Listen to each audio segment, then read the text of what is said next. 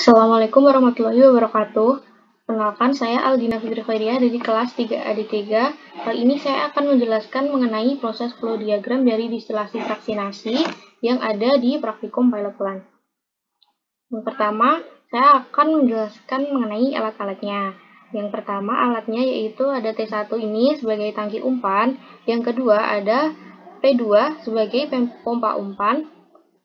Dan selanjutnya ada W5 atau preheater, kemudian K1 ini sebagai kolom distilasi, dan yang selanjutnya ada T3 sebagai tangki bottom product, kemudian ada W2 sebagai reboiler, ada W3 sebagai bottom cooler, kemudian ada P3 sebagai pompa sirkulasi. Selanjutnya ada W1 sebagai kondensor, kemudian T2 sebagai tangki untuk menampung distilat. Yang selanjutnya ada T1 sebagai pompa reflux. Selanjutnya adalah instrumennya yang terlibat dalam proses flow diagram ini. Yang pertama ada FI atau flow indicator. Yang selanjutnya ada TR atau temperature recorder di sini. Kemudian ada TI atau temperature indikator, dan ada TIA atau temperature indikator aktuator. Selanjutnya ada PR atau pressure recorder. Selanjutnya ada PIC atau pressure indicator controller. Selanjutnya ada LIA. Di sini level indikator aktuator. Kemudian ada TRC atau temperature recorder controller. Selanjutnya ada juga LICA atau level indikator controller aktuator. Nah, bedanya indikator dan recorder ini yaitu kalau recorder tidak ada instrumennya, melainkan langsung tertera di controller. Tapi kalau indikator ada alatnya di lapangan. Prosesnya sendiri untuk distilasi fraksinasi di praktikum pilot plan ini ada 5. Yang pertama, kita harus mengecek alat-alat apakah ada error atau rusak. Yang selanjutnya adalah persiapan bahan baku. Bahan bakunya yaitu dari etanol 20%, kemudian startup atau pengkondisian. Yang keempat yaitu pengontrolan proses. Proses dikontrol sesuai dengan apa yang diinginkan, dan yang terakhir yaitu shutdown. Nah, proses yang pertama yaitu untuk menghomogenkan umpan yang ada di T1, kita menyalakan pump 2. Nah, untuk menyalakan pump 2 ini pastikan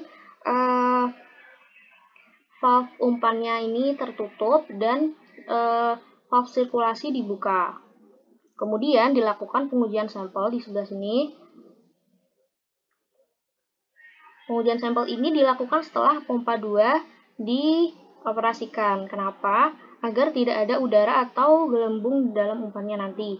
Sampel diambil sebanyak 1000 ml dan diuji apakah sampel tersebut sudah berkonsentrasi 20%. Jika konsentrasinya melebihi 20%, maka akan ditambah dengan air, dan jika konsentrasinya kurang maka harus ditambah dengan etanol sampai 20%. Kemudian setelah itu valve umpan kita buka dan aliran dari T1 nanti akan seperti ini ke atas sampai ke sini. Nanti akan ada 2 aliran, yaitu di valve vertikal ini dan valve horizontal. Valve yang vertikal ini nantinya akan menuju ke tray 8, ini ditutup terlebih dahulu. Valve yang dibuka adalah valve ini, horizontal. Valve ini nanti akan menuju ke tray 4 di kolom distilasi. Setelah menuju tray keempat, kemudian umpan akan turun dari tray 4, turun ke bawah dari tray demi tray menuju ke T3. Nah, setelah di T3 ini biasanya setelah mencapai level tertentu, ini ada LIA untuk pembacaan level. Setelah mencapai level tertentu, biasanya 60%, ini valve kedua valve yang di bawah ini dibuka. Selain itu, valve yang menuju P3 atau pompa sirkulasi ini juga dibuka, dua valve ini. Nah, nanti aliran yang menuju ke sini akan melalui pompa sirkulasi dan akan disirkulasikan menuju ke W2 atau menuju ke reboiler. Nah, cairan yang ada di T3 ini tadi yang menuju ke W3, nantinya dari W3 ini kita buka yang valve-nya menuju W3 dengan laju alir 20 liter per hour. Kemudian dari W3 nanti akan menuju ke PTFE HOSE ini. Setelah itu menuju ke tangki umpan dengan flow rate-nya 70 liter per hour. Setelah semuanya mengalir, steam dinyalakan. Steam ini nanti dinyalakan dan otomatis di sini valve 4-nya harus dibuka. Valve steam-nya tadi yang diperlukan yaitu 100 liter per jam. Setelah valve 4 dibuka, kemudian steam akan menuju ke reboiler. Nah, karena steam-nya tadi sudah dinyalakan, otomatis umpan yang ada di T3 ini tadi nanti akan menguap naik ke atas di kolom distilasi ini dari tray demi tray, dari ke-1, ke-2, 3, dan seterusnya. Dari setiap tray ini nanti akan terjadi kesetimbangan. Nah, uap yang sudah mencapai di puncak tray ini nanti akan menuju ke kondensor, yaitu di W1. Di kondensor ini, uap-uap tadi akan dikondensasikan menjadi liquid. Kemudian, liquid dari W1 akan kita tampung di T2 atau tangki distilat. Sebelumnya, valve di sini menuju pompa reflux ini kita tutup. Ini juga kita tutup. Nah, setelah liquidnya nanti penuh, ada pembacaan level di sini. Setelah liquidnya nanti penuh, barulah kita buka valve yang menuju pompa refluxnya.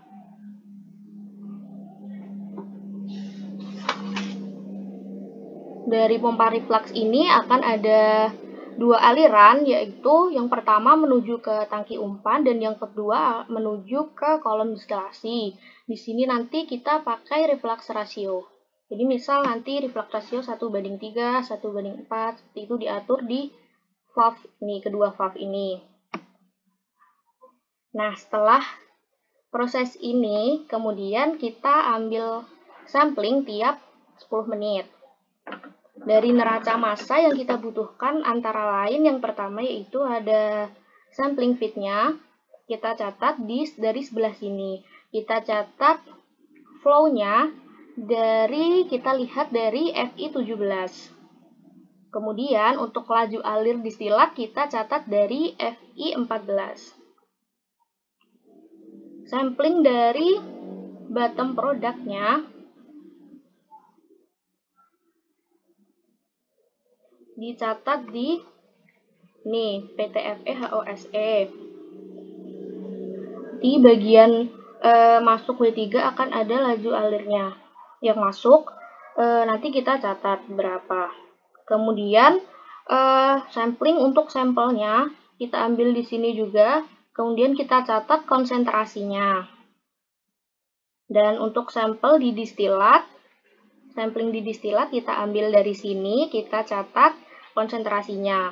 Untuk bottom product, mencatat konsentrasinya nanti kita ambil sampel dari atas T1 ini, dari atas tangki umpan. Nanti ada selang atau pipa kecil di sana, kita ambil sampling dari situ.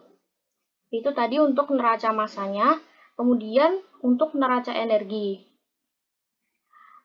Karena kita ada 4 alat yang harus dihitung untuk mencari efisiensinya. Yang pertama ada W5 ini atau preheater, kemudian ada W3 atau bottom cooler, kemudian ada W1 sebagai kondensor dan ada W2 sebagai reboiler. Nah, ini adalah keempat alat yang kita harus hitung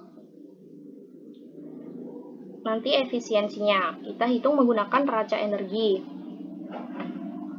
Yang pertama yaitu di W5. Di W5 ini atau di preheater ini, laju alir steamnya tidak dapat diukur, tapi kita dapat memprediksi kebutuhan steam. Suhu keluaran dari preheater ini kita ukur menggunakan termogan. Nanti jadi ada praktikan yang standby untuk mengukur suhu dari keluaran preheater ini, kita ukur dengan termogan. Kemudian untuk menghitung Q-nya, kita hitung dengan rumus Q sama dengan MCP dikali delta T. Jika ada perubahan suhu sedikit, kita menggunakan rumus Q sama dengan MCP kali delta T ditambah M dikali lambda. Nah, kebutuhan steam-nya tadi kita bisa lihat dari steam table. Misal, untuk tekanan 1 bar, kita lihat lambdanya berapa, seperti itu. Kemudian yang selanjutnya untuk W2.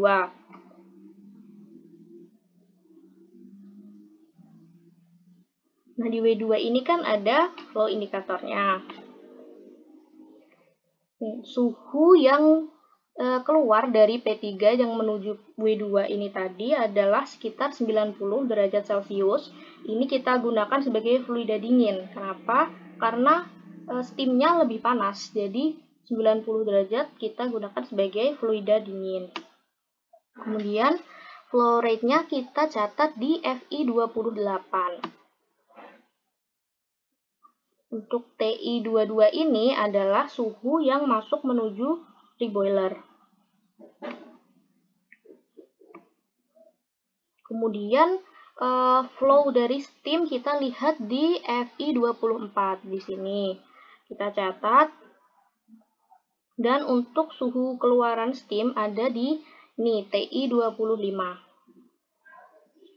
Ini kita asumsikan tekanannya, misal kita asumsikan pada tekanan 2 bar. Jadi nanti karena steam keluaran dari reboiler ini adalah liquid, kita menghitungnya harus dengan kalor laten dan kalor sensibel.